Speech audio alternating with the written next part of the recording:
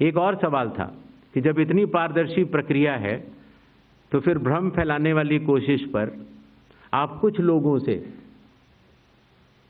ये कह रहे हैं कि फॉर्म 7 दे दें और कुछ लोगों से कह रहे हैं कि आप शपथ पत्र दे दें।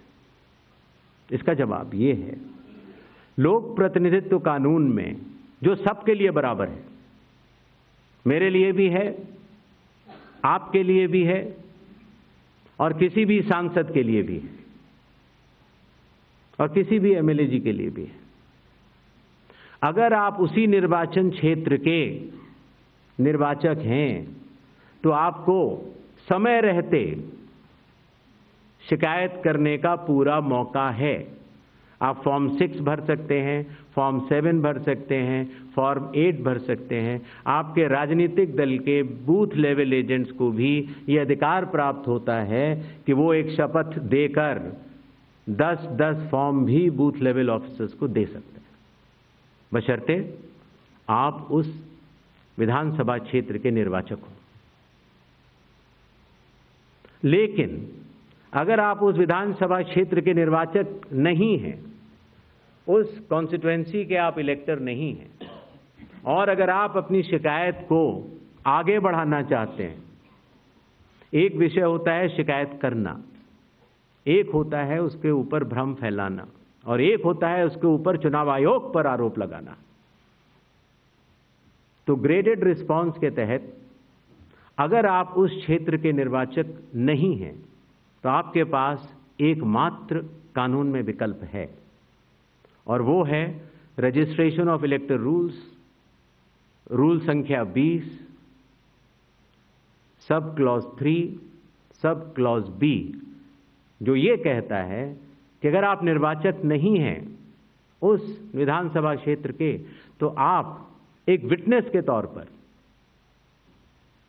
अपनी शिकायत दर्ज करा सकते हैं, और इलेक्टोरल रजिस्ट्रेशन ऑफिसर को आपको एक ओथ देनी होगी, और वो ओथ जिस व्यक्ति के खिलाफ आपने शिकायत की है उसके सामने एडमिनिस्टर करानी होगी।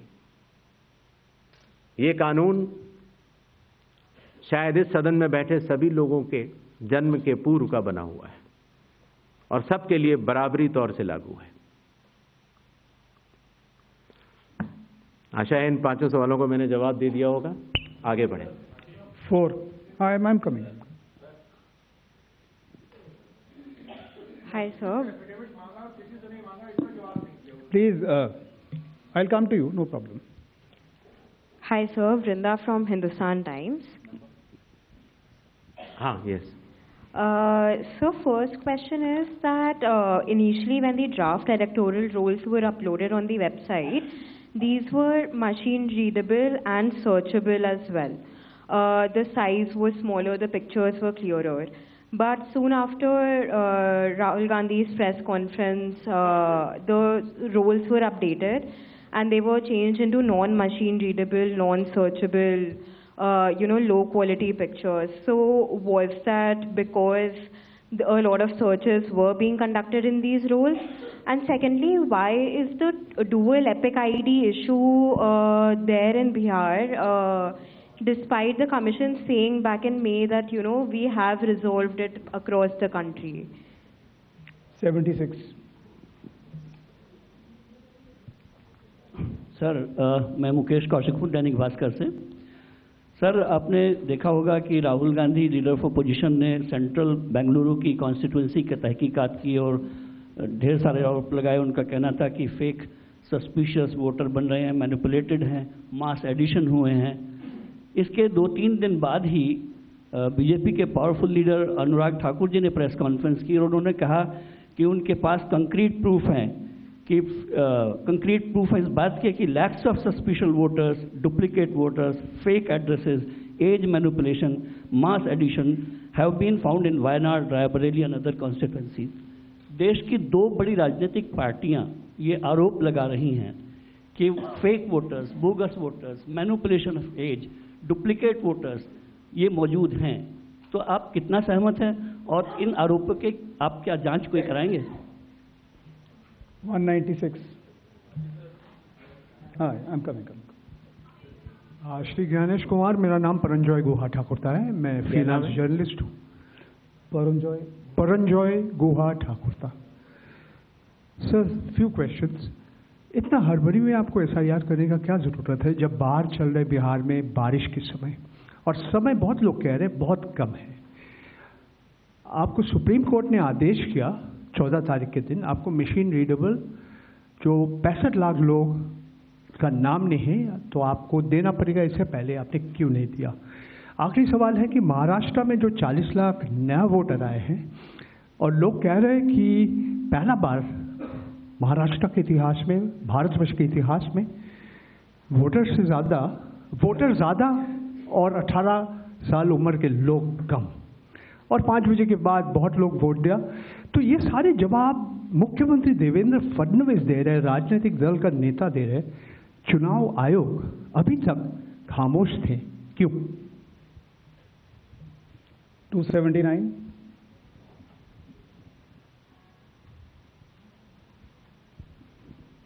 सर, मैं पीयूष पांडे हूँ, TV9 भारतवर्ष से। मेरा सवाल ये है कि AI और डीप फेक जैसे तकनीकी खतरे भी मंडरा रहे हैं, राजनीतिक दल उसका प्रयोग भी कर रहे हैं। क्या चुनाव आयोग के पास इस पर शिकंजा कसने के लिए कोई कानूनी प्रावधान है, और क्या इसको लेकर के कोई कदम उठाया जा रहा है? दूसरा एक सवाल मेरा ये है कि सुप्रीम कोर्ट ने जब आदेश दिया तब चुनाव आयोग 65 लाख हटाए गए वोटरों की सूची जारी करने की दिशा में काम कर रहा है। क्यों राजनीतिक दलों के कहने पर पहले ऐसा नहीं किया गया? 147। We'll start the next round. Sir मैं गौरव श्रीवास्तव, टाइम्स नाउ भारत से। मेरा सवाल ये है सर कि चूंकि हम लोग चुनाव आयोग भी देखते हैं, सुप्रीम कोर्ट में सुनवाई भी देखते हैं, बार बार ये सवाल उठा, और जिस बात को आप कह रहे हैं कि भारत का संविधान कहता है कि भारत का नागरिक ही वोट डाल सकता है, लेकिन भारत के नागरिक ही वोट डाले और चुनाव आयोग नागरिकता तय करे के बीच की जो एक पतली सी रेखा है, उसको लेकर जो कानूनी लड़ाई है वो कैसे सुलझने वाली है? और दूसरा ये कि जो ये बार बार विवाद आता है कि वोटर लिस्ट जो है वो सर्चेबल हो, फिर उसमें एक जैसे कई नाम है, क्या ऐसी कोई प्रक्रिया या आधार को लेकर जो चर्चा है कि अगर आधार से लिंक कर दिया जाए सिर्फ इस मकसद से कि एक व्यक्ति के पास दूसरा वोटर आईडी कार्ड न बनने पाए जब तक कि डेटाबेस में ऐसी जानकारी हो, इसके लिए आयोग क्या कदम उठा रहा है? ठीक, तो इन 5 अपने जर्नलिस्ट का मैं जवाब देता हूं।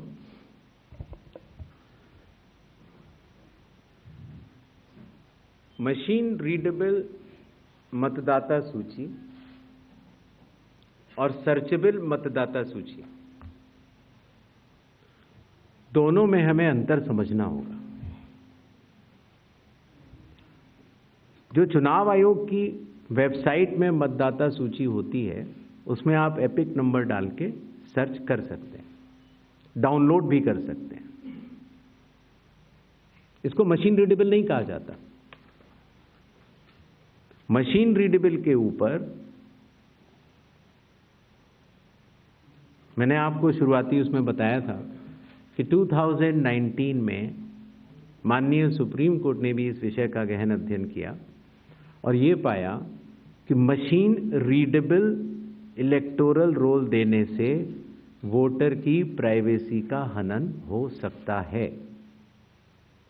इसलिए मशीन रीडेबल एक अलग चीज़ है। जो मशीन रीडेबल का अर्थ ये होता है कि आप उस इलेक्टोरल रोल को पढ़ भी सकते हैं। उसमें अगर आपके पास कंप्यूटर पे वो सूची आ गई तो आप ये फ़ोटो उठा के दूसरी जगह भी डाल सकते हैं। अगर आपने एक व्यक्ति की फ़ोटो दूसरी जगह डाल दी और पलट दी तो वो व्यक्ति वोट ही नहीं कर पाएगा, क्योंकि जब वो वोट करने जाएगा तो उसका चेहरा नहीं मिलेगा। तो मशीन रीडेबल एक अलग चीज़ है, मशीन रीडेबल वर्जित है। तो उसको आप, और ये चुनाव आयोग का अकेला फैसला नहीं है, ये चुनाव आयोग का फैसला माननीय सुप्रीम कोर्ट के जजमेंट के बाद है और 2019 से है।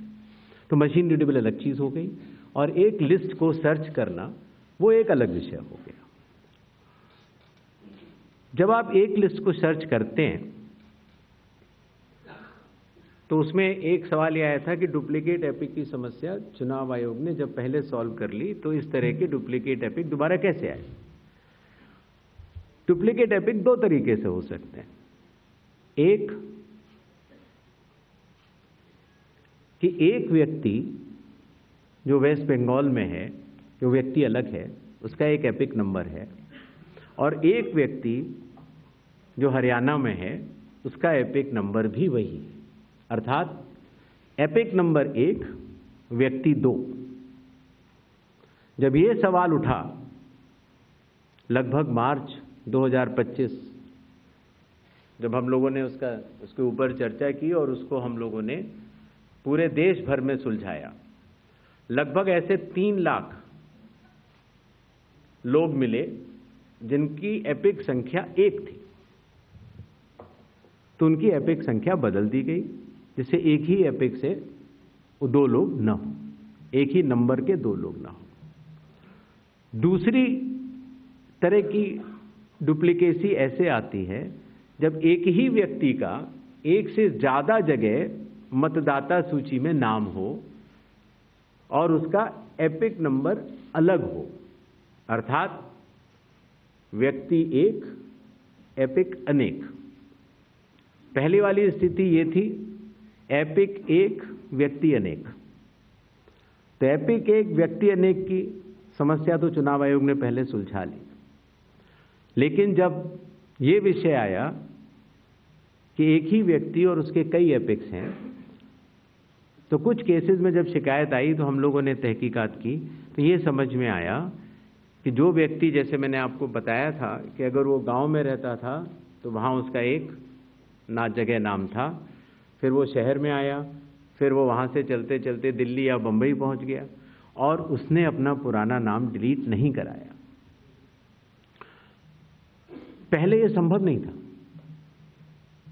2003 से पहले नाम अगर आपको पुरानी जगह से कटवाना है तो कोई वेबसाइट नहीं थी इलेक्शन कमीशन की जिसमें एक ही जगह सारा डेटा हो, हर स्टेट।